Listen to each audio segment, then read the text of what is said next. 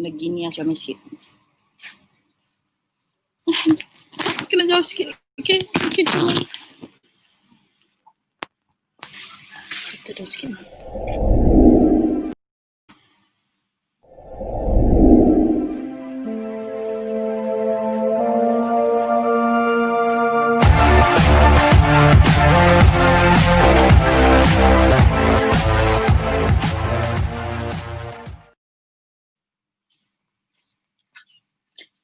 Assalamualaikum warahmatullahi taala wabarakatuh and a very good morning.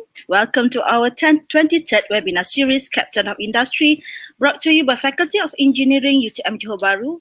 We are initiating university industry collaboration during Recovery Movement Control Order RMCO to have a platform with our Captain of Industry to share their thoughts, way forward and challenges during post-COVID-19. Now we are streaming live from Facebook Faculty of Engineering UTM. Today, we would like to welcome Mr. Rob Meyers, Vice President and Global Head Manufacturing Technical Operations, Vision Care, Alcon, with his interesting topic today entitled Resilience, Engagement, and Managing Forward, the Alcon Way. Without further ado, I would like to invite Yang Berusaha Professor Engineer Dr. Muhammad Rafiq Dato' Abdul Kadir, Dean Faculty of Engineering, to introduce our captain today. Over to you, Dato'. Thank you so much, Murni. Assalamualaikum warahmatullahi wabarakatuh.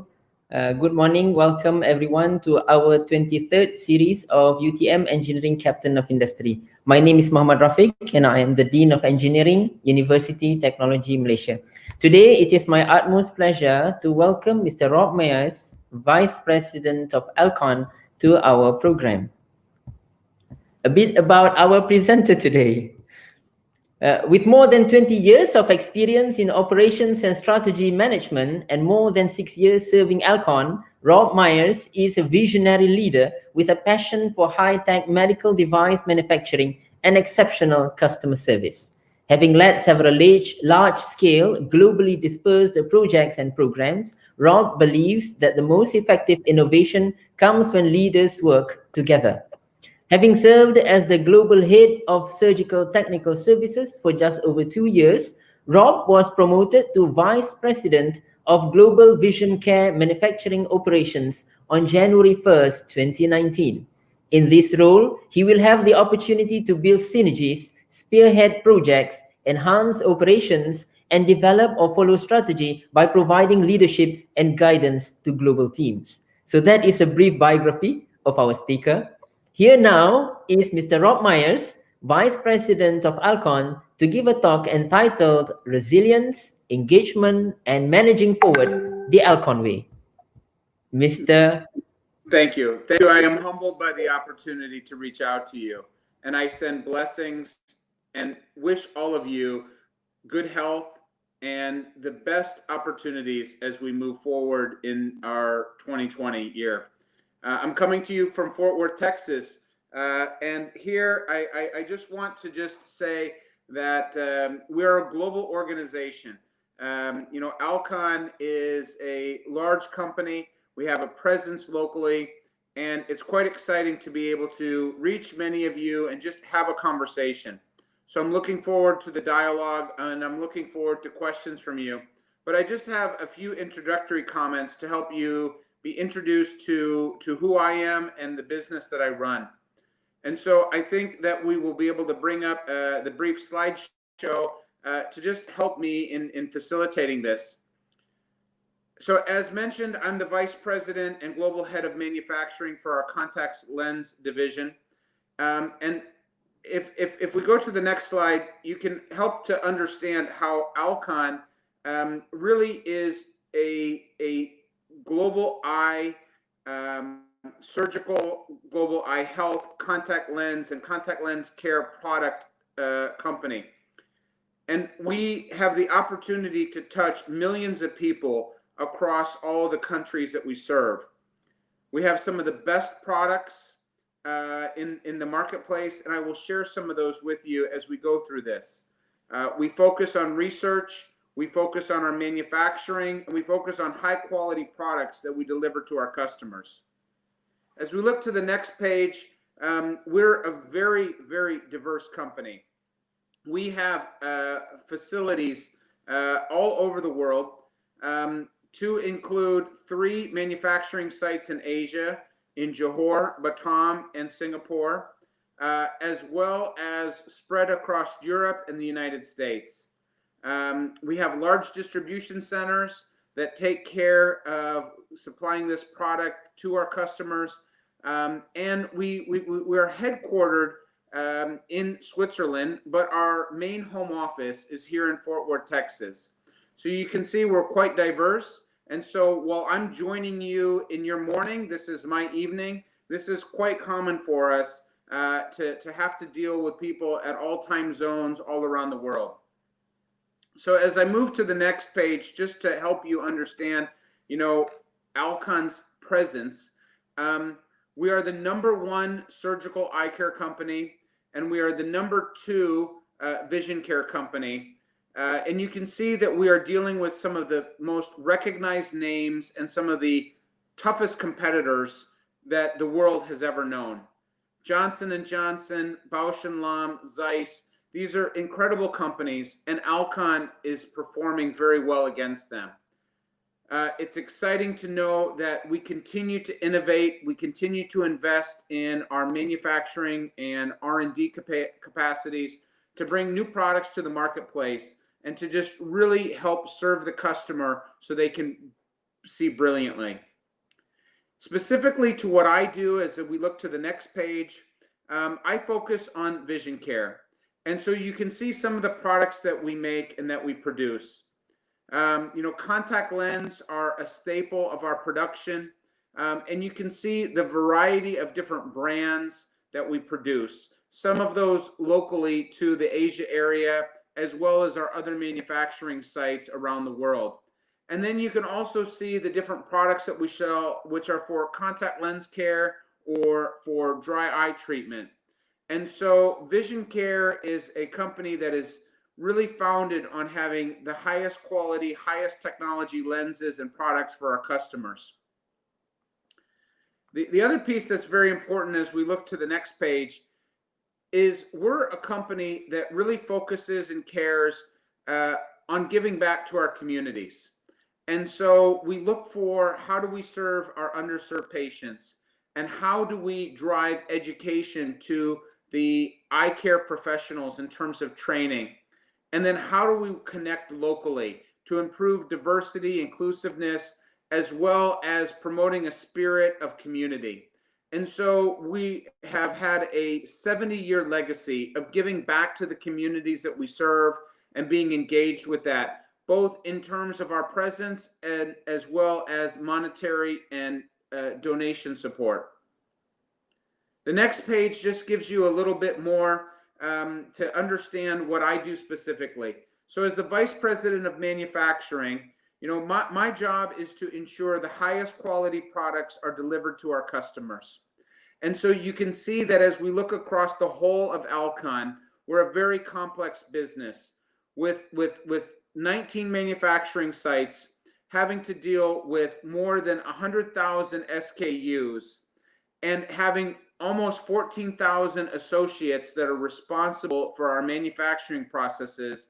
We really have to have strong systems, strong leadership, and strong local engagement to be able to make this happen. And so, as I was humbled and asked to participate in this discussion, we want to think about how is post-COVID-19 looking?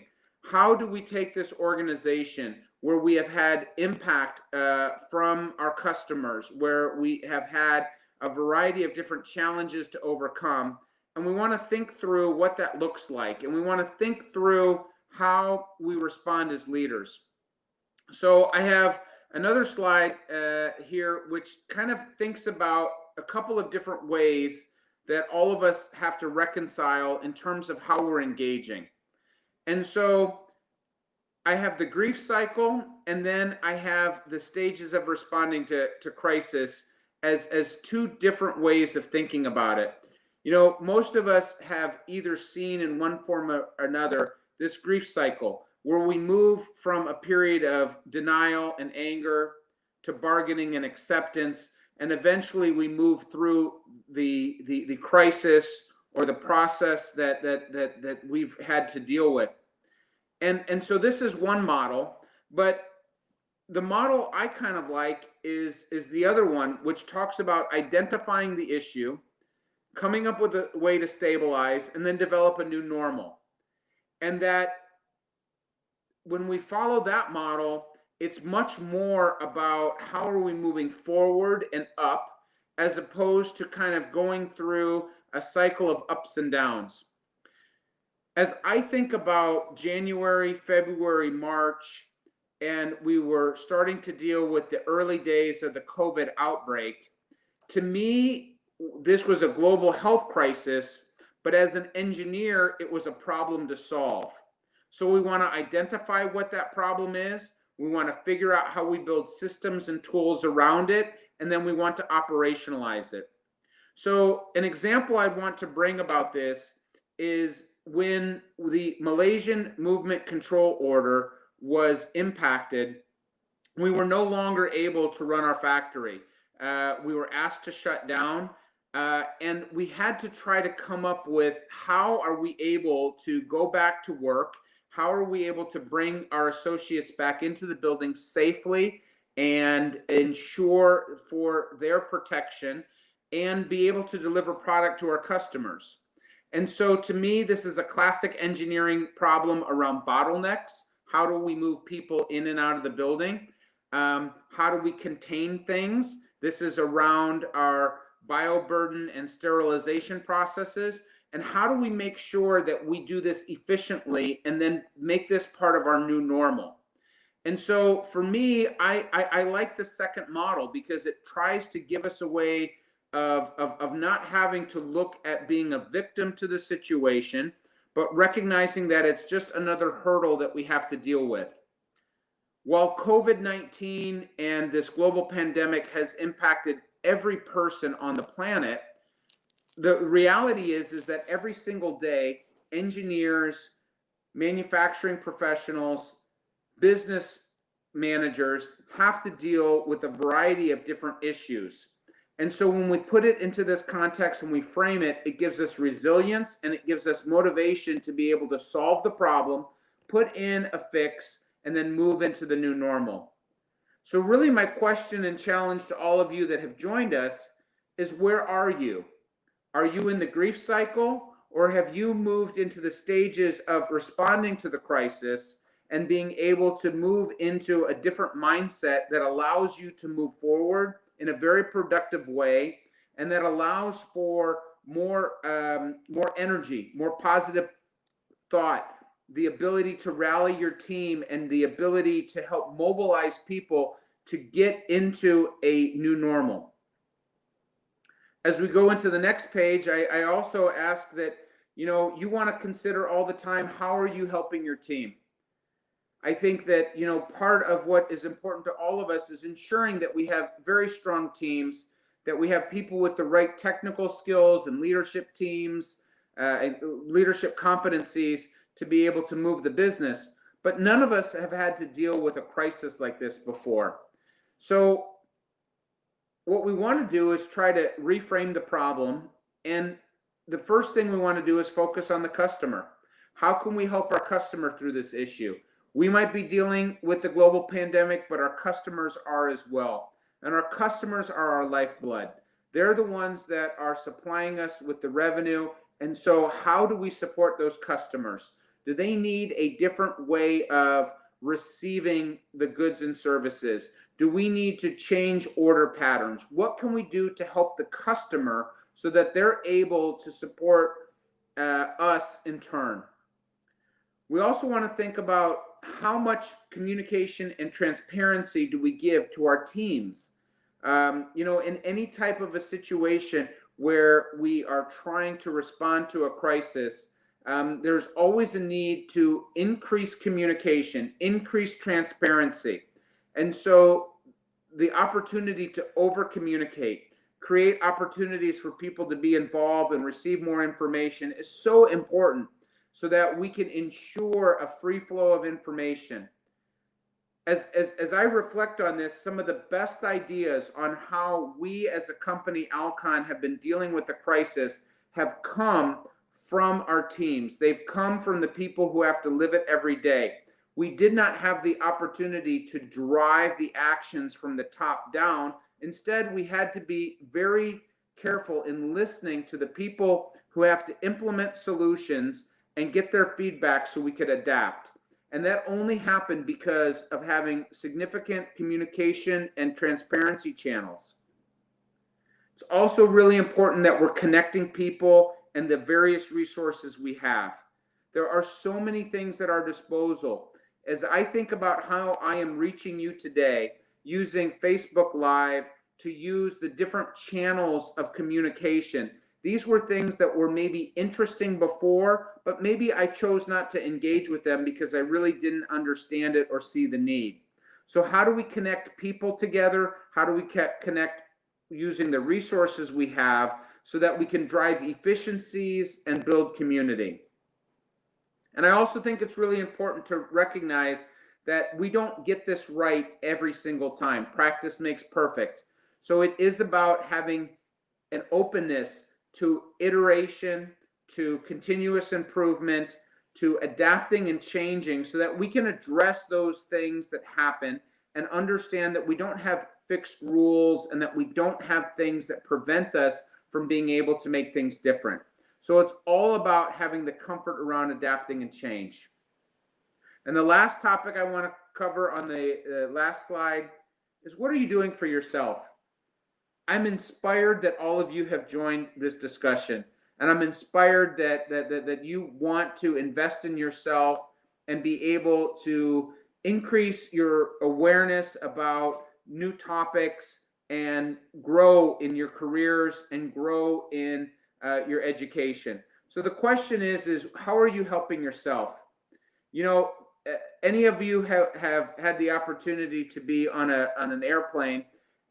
During the safety briefing, they talk about all the safety features, and they always tell you you need to put your own oxygen mask on first before you help the person next to you. If you aren't of good mind, spirit, and body, you're not going to be able to help your teams.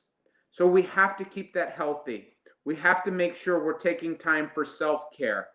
And we need to do those things so that we can bring our full spirit into work every single day to be able to inspire the teams that work for us. And it's a time to read, learn new things. You know, how often have we said, I'd like to learn that new skill, but I just don't have the time to do it. And so as we think about how our work life has adjusted, how our home life has adjusted, this is the opportunity to do those things. And, you know, it's just as simple as, you know, connecting on the phone, talking to friends and relatives, reaching out with the technology we have so that we can feel like we are still part of the community. It's something we can adapt to very quickly. I'm inspired by my young children. I have 3 young children who are primary school age, and they are figuring out how to use all the electronic means. They're learning how to relate to their friends and engage in different ways. And so they're very easily adapting to this. All of us can do the same. We can learn how to connect. We can use the resources that we have available to us. And so that we can maintain that sense of normalcy, we can maintain our sense of resilience so that we can continue to grow in this new world.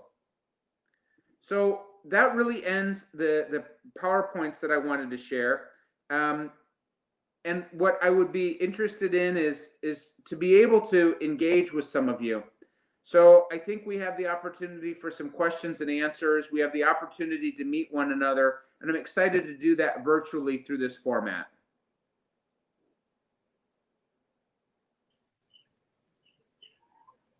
Okay, thank you so much, Mr. Rob. Mr. Meyers, for your good and insightful sharing with us today, despite of your busy schedule. So you're giving your precious time with us. So we are very appreciate that. Actually, for your kind information, I'm in my hometown, Kelantan, for now because I'm taking care of my parents. Actually for my father because he just undergone the spinal cord surgery. So then I'm in my on leave for today. Okay, this is my hometown. Actually, the background is my mother's backyard, actually, and the pokok durian is actually the background of my scenery for today. All right, okay, we are waiting for questions from our audience. But then this is my actually question for you, Mr. Rock. How do you predict your industry after the unforeseen situation like pandemic COVID-19? So I think it's very, very difficult to understand how things are going to recover, right? I mean, nobody really knows. There's concerns about in some countries, like here in the U.S., we really are not through with the first wave. There could be a second wave. Excuse me. Children may be returning to school, but I'm very confident in the resilience of Alcon and in terms of our products and the industry that we serve. So I represent largely the vision care business, the contact lens business, but we also have a surgical business that is responsible for cataract surgeries as well as other eye surgery procedures. And so this demand does not disappear because of a pandemic. If a person has cataracts, this needs to be addressed through a surgical procedure. And so the surgery may get delayed or it might get postponed, but eventually that person will want to have that surgery.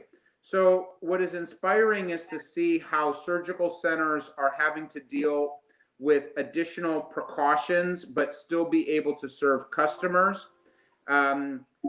It's inspiring to see how people are buying lenses through different means, whether that's through internet or through other channels.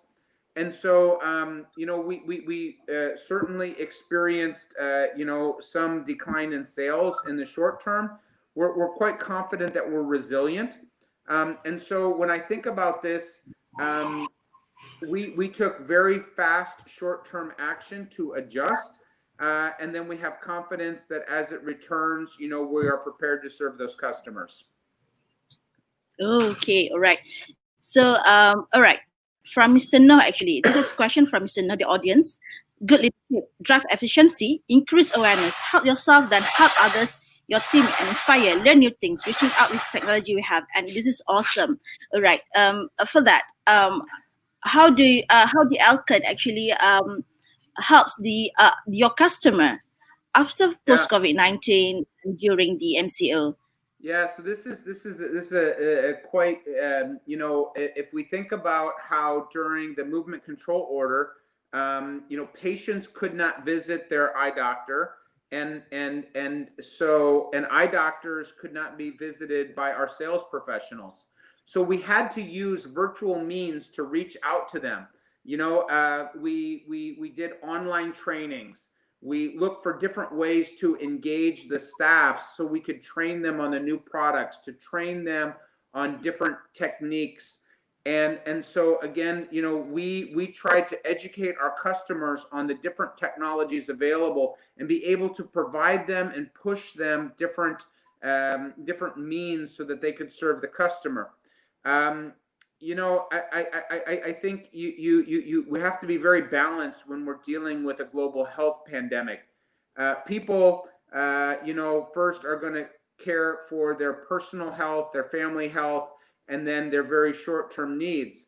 But what we want to be able to do is provide means for them to educate. So maybe that education historically had been face-to-face. We look to digital means. And so I think this has been the eye-opening experience that we can engage with our customers and we can engage with our patients in a different way using digital means. And it seems like it's been successful. Okay. Oh, thank you, Mr. Rock. All right. This is a question from Abdul Kadir. What is the best rewarding scheme should company provide to motivate the staff performance? Oh my gosh. So this is I hope no one from my factory is listening. They'll be very interested. So you know I believe that you have to have a balance in terms of financial rewards as well as recognition, as well as trying to come up with understanding what is it the person requires and what they want. So I would say that the reward scheme needs to be flexible, and it needs to adjust based on what are the most important things to those teams. So, for example, as I think about a project team who's executing on a complicated project, often what they care for is recognition. They want to be known for executing on that project on time. They want to be known for being able to deliver on that. So kind of the public acknowledgement of their success is quite motivating. For individuals, they want to be recognized either with financial compensation or a title or a promotion. And so I believe that it's very much it's very much a personal issue, and that we need to have reward schemes that kind of address people's motivators. Oh, okay, good to hear that. All right. Then a question from Mr. No. Isamat. Mr. Meyers, what do you think about the 7 habits of highly effective people? Let me see if I can find this. I do believe that you have a book on your shelf. I believe I have it. I'm not sure where it is. I believe it's here someplace in my home. So thank you for the question. And but you know what? I think I'll maybe take it a different way. I'll try to share. You can see with me. There's a lot of books, behind me, right? And if I walk across my home, there's even more books.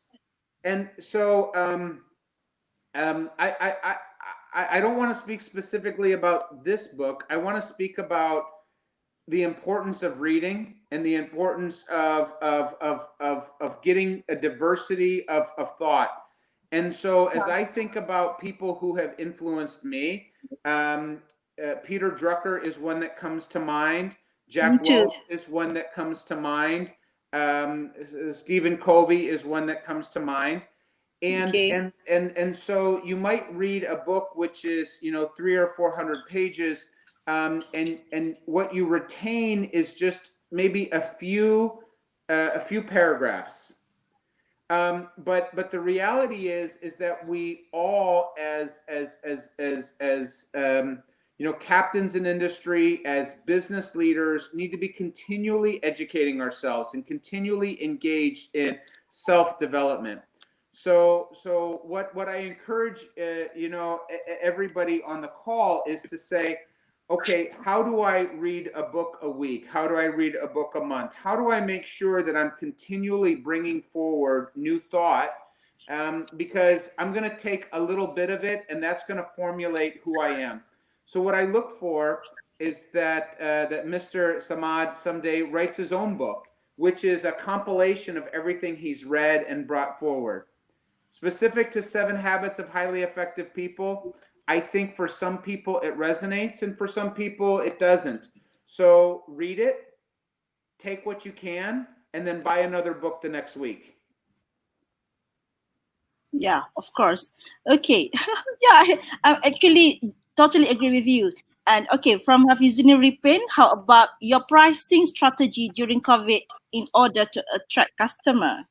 Yeah, this is a great question, although it doesn't apply so much in the products I produce and the products that we make as a company, because in medical devices there's significant regulation, and we can't really adjust the prices kind of based on supply and demand.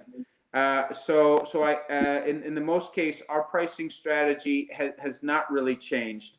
It is again fairly regulated, and we aren't going to adjust that based on the situation. I do think, though, if I think about other industries, the oil industry, has oversupply, and so we can see how they've had to adjust prices. The restaurants are closed, at least here in the U.S., and so food has changed in prices. So there is some dynamic pricing in terms of supply and demand that occurs. But I think it is about wanting to maintain some consistency in terms of the customer experience. So in our case, we would not be taking pricing action as a way of attracting customers. Oh, okay, all right. Of course, we have to adapt a new norm, a new way of our business, right, Mr. Mayor, right? Okay, from Hamad Fitri, how do Alcon facing the market value affected by the MCO? Even Alcon Malaysia been asked to stop production. Yeah. So what has been difficult, the Malaysian control order was unexpected, and certainly was a challenge that we had to overcome. And Dr. James Givizasande, who runs the factory, did a remarkable job with his team to be able to get our factory back online. And in doing so, demonstrating all of the personal hygiene and employee safety controls. Now, in terms of how does this have a total effect on us, relatively minor, because we maintain sufficient inventories and safety stocks, and we were able to recover for it. And of course, the supply chain on many products, to include contact lens, is quite long, and so there was ample supply that was in the system. Short term, we had demand that dropped. So even though we weren't producing because we had the factory was impacted by the MCO, we also had customers that weren't buying. So the two things kind of balance each other out. So really, minor impact in terms of any, long-term effect, but significant impact on the associates, because we had to ask our associates to take on new procedures. We had to ask our associates to deal with different protocols in terms of how they get in and out of the building. This was quite a task, and so I think that was a lot of effort, both on the associates' point of view, but also just on everybody involved. So that was quite burdensome. Okay, right. Okay, I think that was the last questions from our audience for today.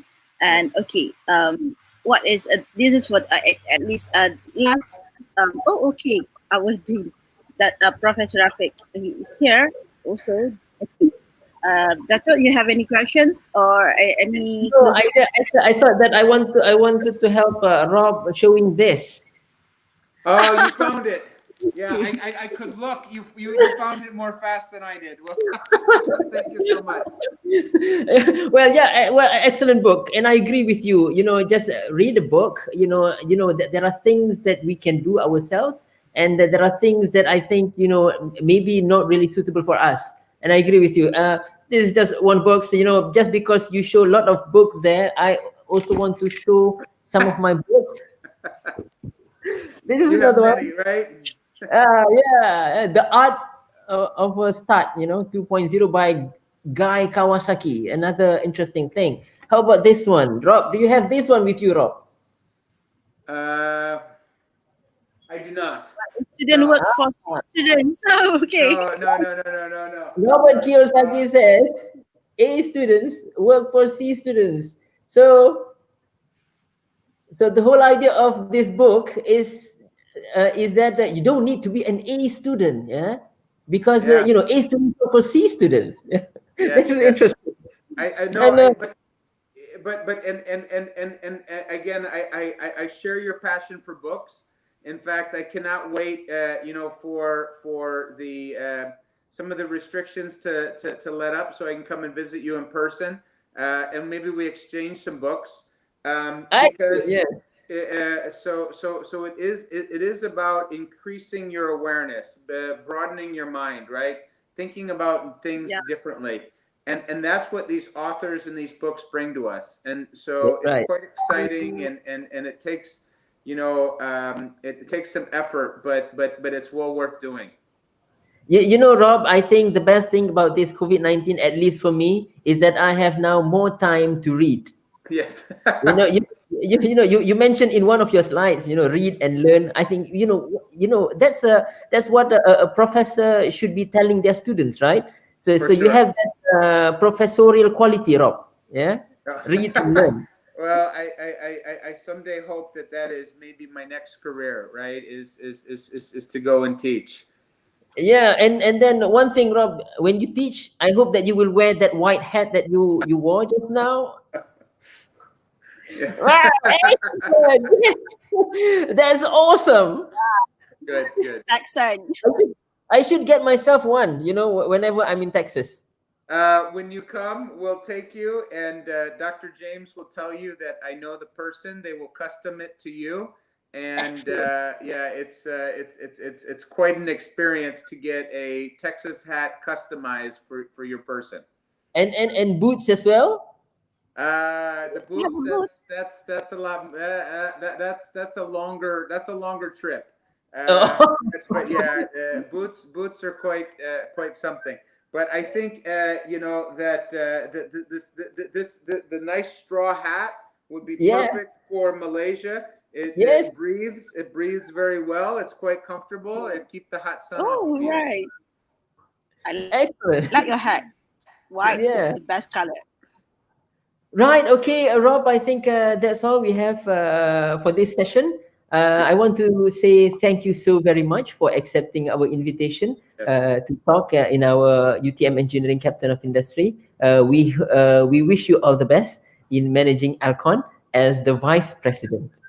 Thank you so much. I appreciate all of you. Thank you. And all of the viewers, our viewers around the globe, thank you for watching. We have a lot more UTM Engineering Captain of Industries in the future. Do stay tuned. Until then, bye for now. Bye-bye. Bye. Bye.